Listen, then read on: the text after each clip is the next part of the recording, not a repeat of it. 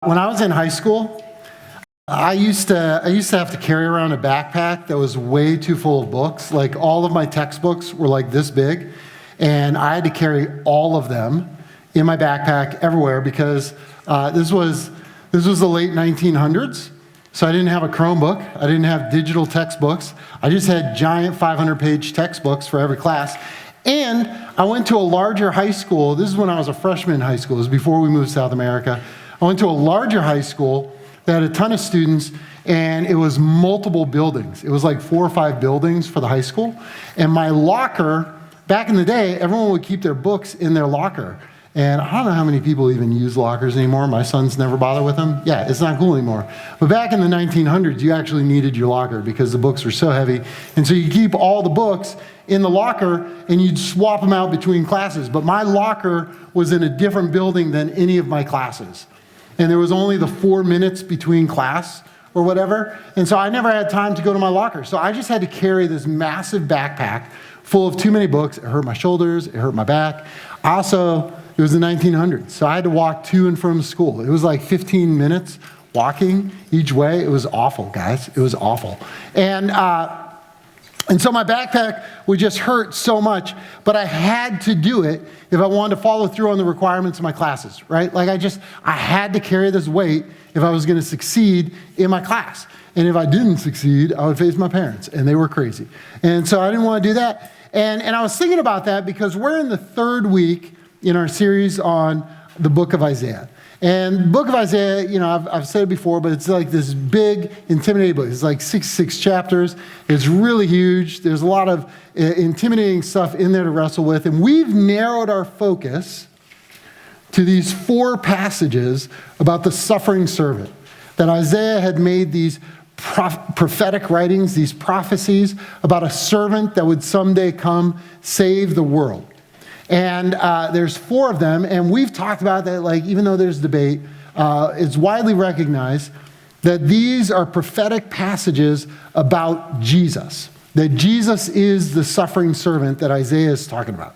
And so we're looking at these passages about the coming Messiah, but also recognizing that Isaiah wasn't just talking about Jesus, he was also talking about this is the way the suffering servant is going to be, and we are supposed to be like the servant, right? And so it's not even just that these are prophecies about Jesus, they're also teaching about how we are supposed to be following God.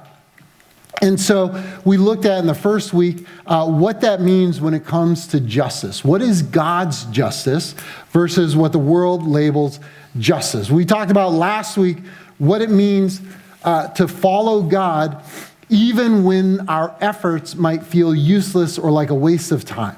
Like, what do we do when we feel like, does it even matter? And Isaiah's going, yeah, it matters, right? And today we're looking at the 3rd of these 4 servant passages, and it describes obedience that feels like weight, but is carried on purpose.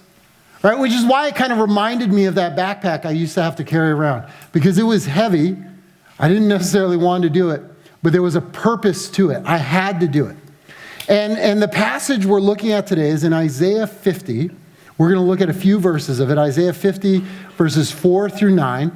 And it's prophetic writing about the servant, but it's from the servant's point of view, like last week. This is the servant speaking. This is Jesus talking.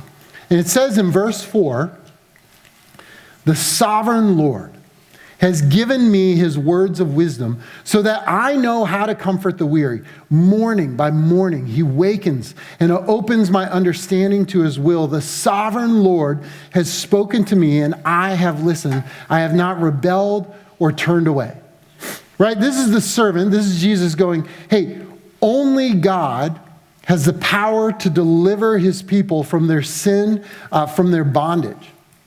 And the servant here, Jesus is going, God will accomplish this through the obedience of the servant, through the servant listening to God's will, through the servant obeying what God has said, salvation will come, even if it means it's a heavy burden for the servant.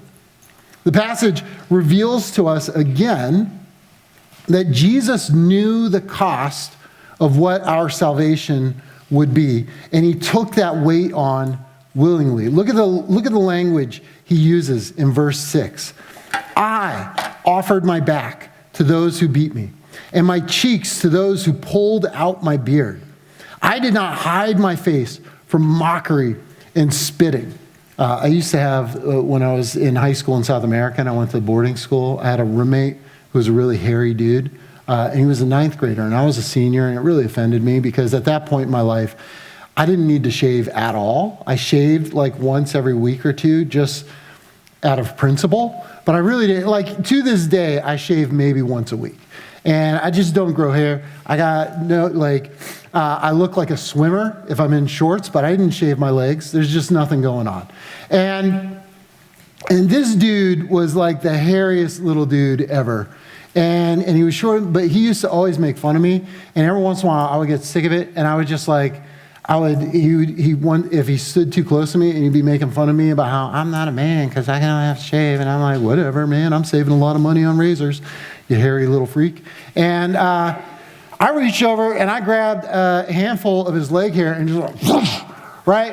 And it hurt him. It doesn't feel good, right? It doesn't feel good. And I felt tremendously good in that moment, watching him scream in pain.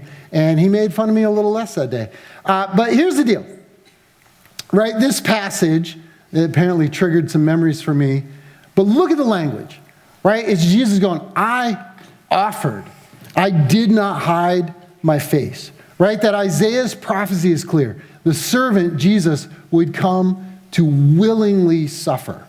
This was the plan, right? When Jesus was arrested and crucified, that wasn't some plot twist that Christians later had to kind of like retcon the Bible to be like, no, actually, like, we needed that to happen, right? Like, no, from Jesus's language, it's very clear this is what was going to happen. In fact, in John, before Jesus was crucified, in John 10, Jesus said this, and John recorded, the Father loves me because I sacrifice my life so I may take it back again. No one can take my life from me. I sacrifice it voluntarily, right? Jesus is going, hey, they might kill me, but they're not doing it to me. It's happening because I want it to happen. Regardless of what they think, this was Jesus's decision. He goes, I sacrifice it voluntarily, for I have the authority to lay it down when I want to, and also to take it up again, for this is what my Father has commanded. Before the disciples understood the plan, right? Because the disciples, I love the Gospels, there's multiple points where they're like, where Jesus will say stuff about how he was going to die, how he was going to rise again, how he's going to this, how he's going to do that. And even the gospel writers, like, they're so honest. This is part of how we know it's true, right? Because normal sinful people, if they were making something up, would be like, nobody else got it, but I did. I figured it out. Like, I knew. Nobody else knew. Now, even the gospel writers, Matthew, Mark, Luke, John, they're like, yeah, he straight up told us and we did not get it. We didn't understand until later, right? But in this moment, Jesus is going, this is directly what's going to happen. Before the disciples understood the plan, Jesus was direct that he would die, and it would be because of his decision, no one else. And Isaiah's prophecy comes to pass. When Jesus was crucified, Matthew describes the soldiers doing exactly what Isaiah wrote, right? It says, then they began to spit in Jesus' face and beat him with their fists. And some slapped him, jeering, prophesy to us, you Messiah. Who hit you that time? Right? Because they had him blindfolded, so he couldn't see who it was. Jesus was mocked. He was beaten. He was spit on. And he probably did have pieces of his beard ripped out. Tearing off pieces of a man's beard was a severe cultural insult 2,000 years. I mean, to be clear, it's probably pretty offensive today too, right? Are you taking farmer pictures of me? What's going on here? No, I'm scanning the text. Oh, okay. I was like, so help me if I see a post making fun of my fit, I'm gonna drive over to your house and slap you. Let me refocus here. Poor little dude is like, I don't know, he's grinning. I don't know if he was taking pictures of the text. Back in the day, it was a severe cultural insult, right? It was like you were taking a man's manhood away by ripping away his beard. And Roman soldiers would do that to people they were crucifying to add to the humiliation, to add to the pain. Like they were trying to humiliate people on every level with the crucifixion. And so it was most likely did happen to Jesus. Let me get back. Verse 6, I offered my back to those who beat me, my cheeks to those who pulled out my beard. I did not hide my face for mockery and spitting. Because the sovereign Lord helps me, I will not be disgraced. Therefore, I have set my face like stone, determined to do his will. And I know that I will not be put to shame. Right? The language here, it's describing deeply degrading acts. Deeply degrading, humiliating, brutally painful. Yet the servant is going, hey, it's not going to humiliate me. That his determination to follow God and to do God's will gives him the strength to endure this pain without feeling defeated, which is incredible, isn't it, right? Because even what Jesus is modeling to us is that even in what those around us might consider defeat, everyone looking at Jesus being beaten, being mistreated, being spit on, having his beard ripped, like all the things happening, everyone would look at that and go, he's been defeated. He's lost. He's been humiliated in every possible way. And yet Jesus is going, hey, even in that, we can feel confident in our victory if we're listening to and following God's will for our lives. Right? That the spiritual, the eternal, is so much bigger and more important than what's happening in our day-to-day. Jesus is going, we can set our faces like stone, unmovable in the face of difficulty because we can be confident in God. That a big part of the message of Isaiah 50 is this. It's Isaiah going, choose trust. What exactly does set your face like stone mean? It's kind of an interesting phrase from back in the day that we don't usually use today. It means choosing trust. Setting your face like stone means choosing trust. It means deciding before the pain comes, before the hurt comes, before the humiliation comes, deciding before it comes what you're going to do. For Jesus, it was deciding, hey, it's God's will for me to endure this suffering, so I will endure it. He decided ahead of time. Jesus didn't decide in the moment when he was being arrested, when he was being crucified. He didn't in that moment go, ooh, do I obey in this moment? No, he had already decided to obey. And then he set his face like stone and went through it. That decision, that determination helped make the weight of what he was doing bearable. I think so often I've failed in hard moments because I made reactionary decisions in the moment. Like how often when we're in a moment that we're overwhelmed or we're freaking out and we make a panicked decision or a rushed decision, how often does that actually work out well? Right? Like for me, I know when I'm not thinking straight and I make decisions, it's probably not going to be good. That's when I say stuff I have to apologize about later, right? That's when I buy something I shouldn't have bought. I do something I shouldn't have done. I make decisions where it's like, oh man, like now I have to deal with this mess I've made because I made a decision in a moment that wasn't good. And Isaiah is going, man, choose trust. Decide before you get to the bad situations, I'm going to honor God in this scenario. I'm going to honor God in my life. And so then when we face the moments, we go, man, I've already decided to trust God. I've already decided to honor God. Therefore, this is how I need to act. Therefore, this suffering, this pain, whatever it is worth it. Back to the servant. Verse 8. It closes our passage today with this. He who gives me justice is near. Who will dare to bring charges against me now? Where are my accusers? Let them appear. See, the sovereign Lord is on my side. Who will declare me guilty? All my enemies will be destroyed like old clothes that have been eaten by moths. In other words, he's going, hey, my enemies, may have thought they won, but they didn't.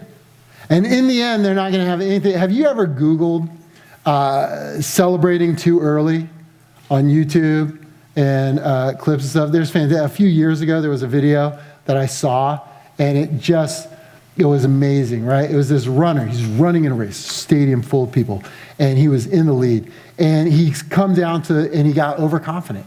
And he started celebrating before he crossed the line. He was like doing this, and he was even motioning for like the crowd to cheer and stuff. And while he's doing this, like inches before the finish line, he's doing this, and another dude passed him and won the race.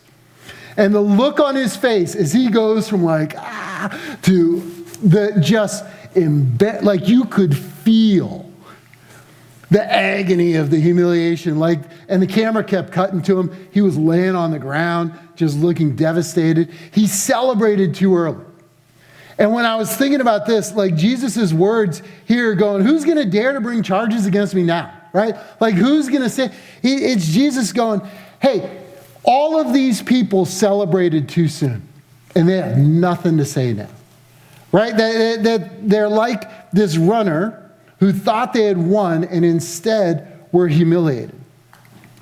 Jesus is telling us the people that were hurting him, that were abusing him, that were mocking him, that were trying to degrade him, they were celebrating too soon. They flexed too soon. And in the end, they're the ones who are defeated. They're the ones who end up destroyed by the judgment their actions brought.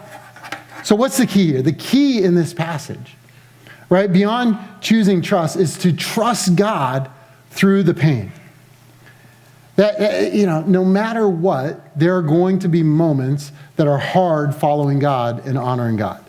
I love that the Bible is honest about that, right? Because I think sometimes we think, well, if I choose God, everything's going to go right and it's going to be easy. And the Bible's like, no, actually, sometimes it's going to be really hard. And so it's not in those moments when it's hard, it's not that, well, I've failed in some way, I've screwed up, I'm not a good enough Christian. It's God going, no, you need to trust me through this pain because in the end, it's working out good. The servant's confidence in God gave him the confidence to push forward, to endure the suffering, to follow and honor God even when others would say it's impossible. To be clear, right? Trusting God doesn't mean the pain doesn't hurt. Jesus didn't pretend. Trusting God doesn't mean liking pain or wanting pain or choosing pain for pain's sake. Right? It's not like I'm going to be a good Christian, so I'm going to hurt myself on purpose to look at. No, it's not that. Jesus didn't chase suffering, but he did choose obedience even when it risked suffering. Right? Because his confidence was rooted in God's help, not in his circumstances. Right? That our confidence is in God, not the stuff going on around us. Standing for faith when it risks popularity or standing, enduring teasing or bullying or pressure, being uncomfortable instead of just going along with what others are doing, those are signs of maturity, guys. Right? Those are signs that you're becoming more and more like Jesus. Those are signs that you're becoming the type of believer that God is like, man, that's someone who's honoring me. Of choosing trust instead of the easy path. And let's be real, right? In America, in 2026, you're probably not being beat up for your faith. It happens sometimes, but you're probably not physically being beat up for your faith. But that doesn't mean that pain doesn't show up, right? It shows up when you refuse to cheat like everyone else and your grade suffers because you're choosing integrity. It shows up when you don't laugh at the offensive joke, whether it's sexist or racist or inappropriate in some way. And suddenly you're the weird one. It shows up when you walk away from a relationship that everyone says you should stay in, but you know it's pulling you from God. It shows up when you choose honesty and lose trust with some people that don't like that honesty. When you choose kindness and get ignored. When you choose faith and feel alone. It might be easier to go those other ways, but choosing faith, even when it costs, when it's harder, when it's a harder path, is what God is calling each of us to do. And Jesus actually used the metaphor of easy and difficult paths to explain what it means to go along with the world, our culture around us, pressures us to do, as opposed to what God is calling us to do. In Matthew chapter 7, Jesus says this: "You can enter God's kingdom only through the narrow gate. The highway to hell is broad, and its gate is wide for the many who choose that way. But the gateway to life is very narrow, and the road is difficult, and only a few ever find it." Right? This is Jesus going, you need to choose trust. Choose to trust God, to trust his plan. Choose trust even when it's hard, when it's painful, when it's difficult. Will you trust God when faith costs? And some of you already know exactly where you need to apply this in your life, right? You don't need a list. You already know, man, this is where choosing God is going to have a cost in my life, where it might feel painful. You already feel the weight of what that would cost you to do. The question isn't whether or not it's heavy, it's whether or not are you willing to keep carrying that weight along the narrow road with God, or are you going to choose the easy path, the easy way out now that ends in pain and disappointment? Some of you need to take some time to reflect because you're like, I don't know where the weight is. I don't know what it is. And maybe you need to take some time to reflect and ask God to show you, where do I need to trust you, God? I want to challenge each of you this week to take some time in your quiet time. I even put a question at the back of on the bottom, the back of your handout there to kind of reflect on, to take some time during your prayer time to ask God for wisdom, to ask God to show you where you need to choose to trust. Ask God to give you the strength, the confidence, the wisdom to be like Jesus and to trust him as you choose the harder path. Guys, I've told some of you this before, but when I was your age, there were a lot of times when people would talk about, here's what you need to do to follow God, to honor God. And there were so many times where I legitimately thought to myself, I'm going to do that when I'm an adult, right? Like, I'll get serious about that later. It's not that big a deal right now. I'm going to have fun now. I'm going to do these other things now. And I'll get serious about that when I'm an adult. And that was such foolish thinking on my part. Like, I look back now and go, what did I miss out on because I put that off until later? Because here's the thing. The longer you go on the easy path, the longer you put off getting serious about God, the longer you put off being willing to carry that weight for him, the harder it is to get out of it. Right? Because in your teen years, your adolescent years, that's when you set a lot of the habits that impact and shape the rest of your life. Who you're going to be. This is the time when you're molding and your brain is going, all the different things. This is when you make decisions that impact who you're going to be the rest of your life. And I would challenge you, man, be the person that takes up the weight now, that chooses the harder road now, instead of putting it off till later, because it's so much harder later. Set patterns now that will shape the rest of your life in ways that you're proud of, that you're excited of, that you can stand before God and go, I have honored you with how I pursued my life. That backpack I talked about at the beginning, I didn't carry it because it felt good, right? I hated it. It was too much. I was like, why do we need all these books? I didn't carry it because it felt good. I carried it because it mattered. If I was going to succeed as a student, if I was going to avoid failing, I had to carry that weight. Isaiah 50 reminds us that some weight is worth carrying. When we carry weight for God, the reward is far greater than in eternity than any pain we might experience here. Would you guys pray with me? Heavenly Father, I thank you so much for your word. I thank you for these passages about Jesus, these prophecies about how he would come and serve you and honor you. And God, I ask that you would help each of us to be like Jesus, to have the courage, to have the strength, to have the trust, to carry the pain, to carry the weight, to serve you even when it's difficult in our schools, in our homes, in our neighborhoods, on our sports teams, in our classes, at our workplaces, with our friends, wherever we are, Lord. Help us to make decisions that honor you, to have the strength to carry the weight, to endure the pain or the discomfort or the embarrassment or the humiliation or the aloneness, whatever it is that it costs to follow you, God. We ask that you would help us to do that. For your glory in your name, amen.